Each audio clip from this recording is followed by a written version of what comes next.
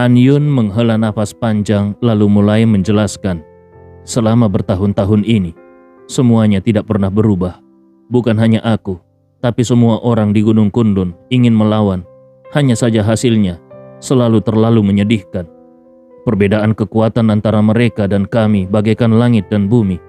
Seperti perbedaan antara kultivator Gunung Kunlun dengan manusia biasa dari Tiongkok.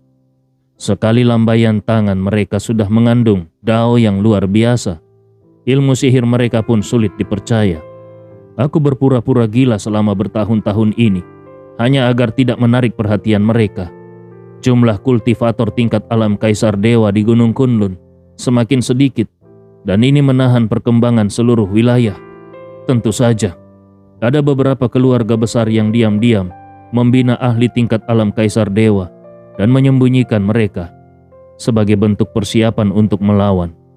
Tapi kekuatan 7 orang itu yang paling kuat hampir menembus ke tingkat itu, dan yang paling lemah pun bukan tandingan para ahli Gunung Kunlun. Han Yun memandang 7 sosok bayangan di hadapannya, lalu berkata dengan nada agak putus asa, "Dengan kekuatanku sekarang, bahkan para leluhur dari keluarga-keluarga besar sekalipun akan sulit untuk menahan mereka. Siapapun dari mereka bisa membunuhku dalam sekejap mata."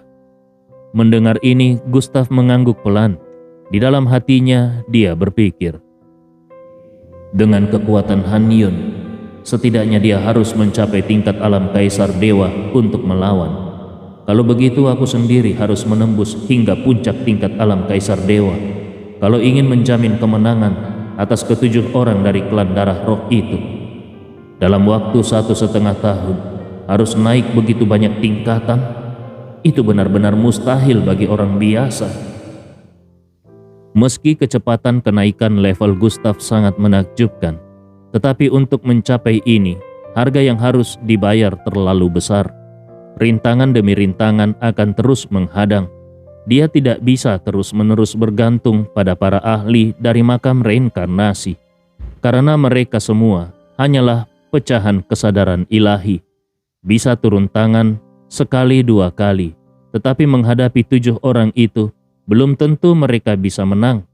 Yang terpenting, Gustav harus bergantung pada dirinya sendiri. Tatapan Gustav menjadi mantap. Dia kembali memandang Han Yun lalu bertanya, "Bagaimana dengan keluarga Huang? Kau seharusnya cukup memahami mereka, bukan?" Setelah merenung sejenak, Han Yun mulai menjelaskan, "Tentu saja. Dulu keluarga Huang bersama beberapa kekuatan lainnya bersekongkol dengan klan darah roh dari dalam, hingga akhirnya membuat mereka bisa turun ke Gunung Kunlun. Namun waktu itu keluarga Huang tidak memiliki ahli tingkat atas. Jadi, selama ini mereka pun tidak terlalu ditekan oleh klan darah roh. Tetapi meski begitu, leluhur keluarga Huang sekarang baru saja menembus tingkat alam Kaisar Dewa 18 lapis langit. Kalau kau memang ingin bergerak melawan keluarga Huang, aku bisa menghubungi para leluhur dari berbagai keluarga. Kita bisa bertindak bersama untuk membunuh leluhur mereka lebih dulu. Bahkan untuk para ahli tingkat alam Kaisar Dewa lainnya dari keluarga Huang, aku juga bisa membantumu membasmi mereka. Namun jumlah ahli tingkat alam Kaisar Dewa yang mereka sembunyikan itu terlalu banyak. Selama bertahun-tahun ini, mereka tidak pernah menyumbangkan satupun ahli tingkat alam Kaisar Dewa. Bisa kau bayangkan berapa banyak kekuatan yang mereka sembunyikan? Yang lebih penting lagi, daftar cakrawala juga sangat berkaitan dengan keluarga Huang. Selama ini, hampir tidak ada satupun orang dari keluarga Huang yang masuk daftar. Kalaupun ada, itu hanya untuk membingungkan para keluarga besar di Gunung Kunlun." Han Yun mengungkapkan semua isi hatinya. "Menurutku, yang terbaik adalah kita mencari cara untuk mengendalikan sebagian besar kekuatan keluarga Huang. Sebab dalam menghadapi klan darah roh, kita tidak hanya memerlukan kekuatan puncak tingkat alam Kaisar Dewa ke atas untuk melawan mereka, tetapi kekuatan tingkat menengah pun harus cukup jumlahnya. Kalau tidak, meskipun kau berhasil mengalahkan para petarung terkuat dari klan darah roh, kekuatan tingkat menengah Gunung Kunlun tetap akan hancur total. Dan ketika kau kembali dari kemenangan, Gunung Kunlun bisa saja sudah menjadi neraka dunia. Han Yun menatap Gustaf dan mengamati ekspresi dan gerak-gerik Gustaf, tetapi tidak melihat perubahan apapun. Dia kemudian melanjutkan, "Bukan berarti aku ingin mengampuni keluarga Huang, tetapi kita memanfaatkan mereka terlebih dahulu. Setelah perang besar selesai, barulah kita habisi para pengkhianat itu satu persatu." Gustaf tetap diam. Di dalam hatinya, keluarga Huang dan para keluarga besar yang bersembunyi dalam kegelapan, tidak ada satupun yang layak untuk dibiarkan hidup. Namun saran Han Yun juga tidak salah. Saat ini dia memang belum memiliki kemampuan untuk membunuh para ahli tingkat alam Kaisar Dewa dari keluarga Huang. Apalagi jumlah mereka pun belum diketahui secara pasti. Kalau bisa dikendalikan, tentu itu yang terbaik. Tapi mereka ini adalah para ahli tingkat alam Kaisar Dewa. Bagaimana mungkin bisa dikendalikan? Saat Gustaf sedang merasa pusing memikirkannya, tiba-tiba terdengar suara menggema dalam pikirannya. Untuk mengendalikan ahli tingkat alam Kaisar Dewa, sebenarnya ada seseorang di makam reinkarnasi yang bisa melakukannya. Gustaf tersentak. Dia segera mengarahkan kesadarannya masuk ke makam reinkarnasi. Di dalam makam reinkarnasi, Xiu Qiye berdiri di depan sebuah batu nisan, tangannya di punggung, dan pandangannya menatap tajam ke depan. Gustaf segera berkata, "Senior Xiu, siapa yang bisa melakukannya? Bisakah aku membangkitkannya?" Itulah pertanyaan yang paling menggelisahkan hati Gustaf saat ini. Di dalam makam reinkarnasi, masih ada banyak batu nisan yang redup. Dia tahu bahwa ada terlalu banyak kekuatan para ahli yang disegel, tetapi untuk bisa mengaktifkan mereka, itu pun membutuhkan syarat tertentu. Setelah beberapa saat sunyi 10 detik kemudian, barulah Xiu Qiye membuka suara. Orang itu bernama Junzang Baijian, yaitu penguasa 100 pedang. Dia juga berasal dari Gunung Kunlun, bahkan dari zaman kuno Gunung Kunlun. Orang ini ahli dalam ilmu pedang. Kalau bicara soal pertarungan pedang, aku bukan tandingannya. Namun, yang paling terkenal dari dirinya bukanlah pedangnya, melainkan kemampuannya menyegel kekuatan musuh secara paksa. Itu adalah teknik khas miliknya, bagian dari mantra hidupnya. Karena dia tidak memiliki keturunan, maka setelah dia lenyap, teknik penyegelan itu pun hilang sepenuhnya dari dunia. Kalau kau ingin melakukan rencana terhadap keluarga Huang, seperti yang kau bicarakan bersama Han Yun, kau harus bisa membangkitkan Baijian Junzang. Gustaf memandangi batu nisan yang redup dan suram, lalu berkata dengan serius, "Senior Xiu, tentu saja aku ingin bertemu dengannya, tapi aku juga harus bisa membangkitkannya terlebih dahulu. Waktu untuk mendapatkan pengakuan darimu saja sudah sangat lama dan sekarang batu nisan Junzang Baijian bahkan tampak jauh lebih redup. Sepertinya dalam waktu dekat pun aku tidak akan bisa menggerakkan atau adakah cara lainnya?" Xiu Qiye tidak menjawab. Dia hanya menoleh ke arah Mo Ning. Mo Ning mengangguk ringan lalu melangkah maju ke depan Gustaf dan berkata, "Tuan Makam, sebenarnya masih ada satu cara lagi untuk membangkitkan para ahli dari makam reinkarnasi." Gustaf langsung terkejut, lalu berkata dengan semangat, "Apa caranya?" Mo Ning tersenyum tipis. "Tuan Makam pasti sudah tahu bahwa selain energi, untuk membangkitkan para ahli dari makam reinkarnasi, harus juga mendapatkan pengakuan dari jiwa mereka sendiri. Junzang Baijian berasal dari Gunung Kunlun, dan yang paling dia hargai adalah pedangnya." Mo Ning melanjutkan berkata, "Untuk membangunkan penguasa 100 pedang, mungkin kau perlu mencari tempat tinggalnya sebelum dia pergi berperang dan mengambil pedang miliknya. Adapun di mana pedang itu berada, aku kurang tahu. Namun Han Yun yang pernah mengalami perang besar zaman kuno itu pasti tahu." Gustaf menahan getaran di dalam hatinya. Dia kembali ke realitas, lalu menatap Han Yun yang masih membela keluarga Huang sambil berkata kepada Mo Ning, "Aku mengerti maksudmu." Orang-orang dari keluarga Huang yang masih berguna akan dibiarkan hidup agar bisa dimanfaatkan. Namun para pemuda lainnya, sekalipun di masa depan sulit menembus tahap akhir ranah alam Kaisar Dewa, tidak perlu dibiarkan hidup. Orang-orang yang tidak perlu dibiarkan hidup tentu saja adalah para jenius dari keluarga Huang. Dengan tekniknya, Gustav akan menyegel para ahli tahap alam Kaisar Dewa dari keluarga Huang dan membunuh mereka yang berada di bawah tingkat itu. Ini bukanlah kekejaman. Dia sudah banyak berinteraksi dengan orang-orang dari keluarga Huang, dan mereka semua sudah dijejali dengan pemikiran untuk menjadi budak klan darah roh sejak lama. Kalau dibiarkan hidup, akibatnya tidak terbayangkan. Segala ancaman harus dibasmi sejak masih dalam buayan. Gustav tiba-tiba mengubah topik dan bertanya, "Apakah kau tahu tentang penguasa 100 pedang?" Han Yun terkejut dan di dalam hatinya dia berpikir, penguasa 100 pedang adalah sosok dari zaman kuno. Bagaimana mungkin Aldren Ye yang masih muda tahu tentangnya? Sepertinya senior Xiu Qiye sudah memberitahu semuanya kepada Aldren Ye. Murid ini ternyata sangat dihargai oleh senior Xiu Qiye. Gustav bertanya lagi, di mana tempat tinggal lamanya? Han Yun menjawab, di dalam wilayah keluarga Huang. Gustav merenung sejenak lalu berkata, alam rahasia darah roh akan segera berakhir. Setelah selesai, aku akan membantai seluruh murid keluarga Huang, lalu pergi ke tempat tinggal lamanya. Setelah itu, aku akan menyegel para ahli ranah alam Kaisar Dewa dari keluarga Huang untuk dijadikan kekuatan tingkat menengah. Kekuatan warisan keluarga Huang sejak zaman kuno hingga sekarang jelas melebihi sekte atau keluarga manapun. Kalau dia bisa merebut semua warisan keluarga Huang, dia yakin bisa menembus ranah alam Kaisar Dewa.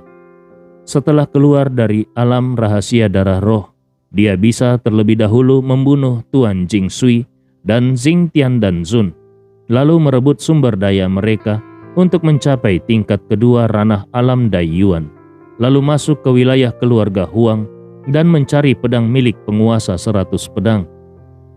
Keluarga Huang saat ini sudah bukan lagi seperti yang dipahami oleh dunia Gunung Kunlun. Warisannya memang banyak dan wilayahnya memang paling luas, tetapi semua itu berkat bantuan dari keluarga dan sekte lain. Setiap 100 tahun, sekte-sekte lain harus kehilangan 100 ahli ranah alam Kaisar Dewa, tetapi keluarga Huang tidak.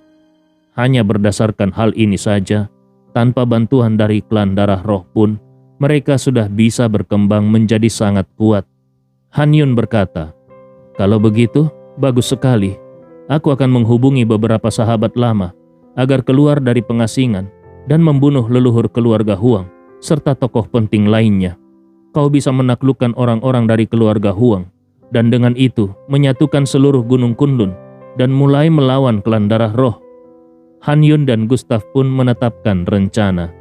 Han Yun yang berpura-pura gila selama jutaan tahun memiliki kekuatan mendalam dan jaringan yang kuat.